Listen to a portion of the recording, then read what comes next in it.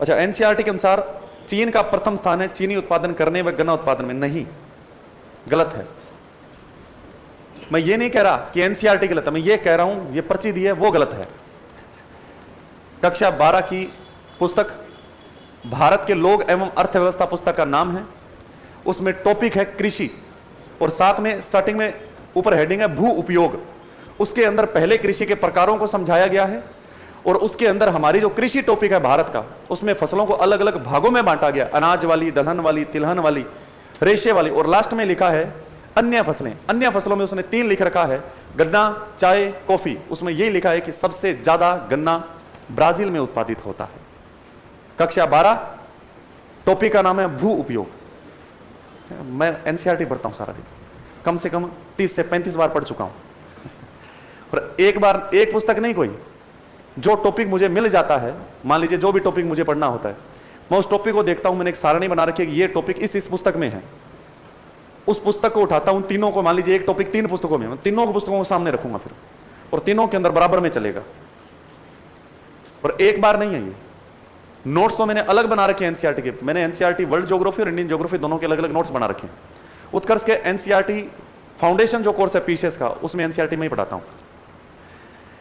और 35 बार पढ़ लिए, 40 बार पढ़ ली होगी शायद, लेकिन जितनी बार पढ़ता हूं उतनी बार 2-3 पॉइंट नहीं आ जाते मेरे सामने। कारण क्योंकि सारी एनसीईआरटी मुख्य जमानी थोड़ी याद होती। एक आधा पॉइंट ऐसे मान लीजिए उस समय मेरे समझ नहीं आया होगा, अगली बार पढ़ूंगा इससे में समझ आ जाएगा। हर बार जितनी बार पढ़ा उतनी बार मुझे नए पॉइंट मिलते हैं, और जितना ज्यादा पढ़ोगे उतना बेस्ट रहेगा। एनसीईआरटी की एक खास चीज बताता हूं आपको मैं। अक्सर मैं क्लासों में कहता हूं एनसीईआरटी जिस प्रकार एक व्यक्ति को भगवत गीता धर्म के लिए, जीवन जीने के लिए सही मार्गदर्शन प्रदान करती है, उस प्रकार एक विद्यार्थी को एक बेस्ट तैयारी के लिए जो एनसीईआरटी भगवत गीता के रूप में काम करती है। एनसीईआरटी के 3-4 फायदे हैं। एनसीईआरटी पहली प्रमाणिक पुस्तक है, तो आप अगर उसको पढ़ कर जाते हो और पेपर में करके आ जाते हो और सवाल आपका गलत भी है तो आप उसको चैलेंज कर सकते हो। प्रमाणिक पुस्तक। दूसरा, जो चीजें प्रमाणिकता के साथ पढ़ी जाती है उसमें आत्मविश्वास बहुत होता है। मैं स्पष्ट बोल देता हूं क्लास के अंदर, ये चीज है, ये चीज है। कारण क्या? आत्मविश्वास, चेहरे पर एक मजा आता है पढ़ाने में भी, आत्मविश्वास बहुत ज्यादा बढ़ता है। तीसरा, एनसीईआरटी कभी फैक्ट नहीं बताती, एनसीईआरटी कॉन्सेप्ट क्लियर करती है। और चौथा, विद्यार्थी की समझ को, सोच को विकसित करती है। एनसीईआरटी जो जितनी ज्यादा पढ़ेगा उसकी समझ वास्तव में इतनी ज्यादा हो जाएगी, उसके सामने कोई भी चीज आएगी उसको झट से समझ लेगा। एनसीईआरटी बहुत गजब की चीज है। दूसरी खास बात, आप लगातार प्रयास करते जा रहे हैं, प्रयास और भी ज्यादा करोगे, आपके प्रयास को कोई नहीं देखेगा। देखा जाता है परिणाम। परिणाम क्या है? हमारे हाथ में केवल प्रयास है, परिणाम नहीं है। बस यही हमारे समाज की विडंबना है, और हमारी भी एक चीज समझ लो, यही कमी है। हम परिणाम के पीछे भाग रहे हैं, लेकिन जो प्रयास कर रहे हैं वो प्रयास किस प्रकार हो रहा है, सही तरीके से हो रहा है या नहीं हो रहा, उसको हम समझने का प्रयास ही नहीं कर रहे हैं। कारण, जो बच्चा अच्छे रूप से प्रयास करता है वो सबसे पहले एनसीईआरटी ही उठाता है। यह कारण होता है।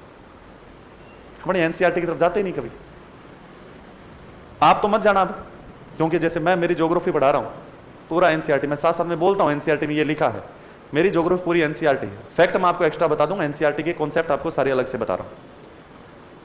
आपसे अगर कोई पूछने आए कि हमारे बच्चे, क्योंकि आप तैयारी कर रहे हो तो आपसे कोई ना कोई पूछने आ जाएगा कि हमें क्या करवाना चाहिए हमारे बच्चे के लिए। कभी ये मत कहना कि उस वहां पर कर दो और वहां कर दो और ये करो और वो करो। हम बाद में महात्मा बुद्ध बन जाते हैं, हमें पूछ ले कोई, मजा आ जाए। केवल इतना कहो कि एनसीईआरटी पढ़ाओ।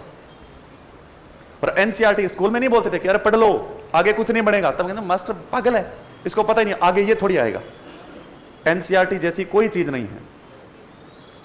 आगे आपसे कोई पूछ रहे हैं तो एनसीईआरटी ही कहना है, लेकिन आपको बताना यह है कि एनसीईआरटी पढ़ने का तरीका होता है, क्लास वाइज नहीं पढ़ी जाती एनसीईआरटी। एनसीईआरटी टॉपिक वाइज पढ़ी जाती है। जो टॉपिक जितनी किताबों में दे रखा है वो एक साथ पढ़ना पड़ेगा। कंपटीशन की तैयारी होती है। अगर कक्षा वाइज पढ़ रहे हो तो आप स्कूल वाली पढ़ रहे हो, फिर तो छठी में पढ़ के आओगे 10वीं तक आओगे, भूल जाओगे छठी वाला। नोट्स बनाओ शानदार तरीके से, वो चीज होगी। ठीक है।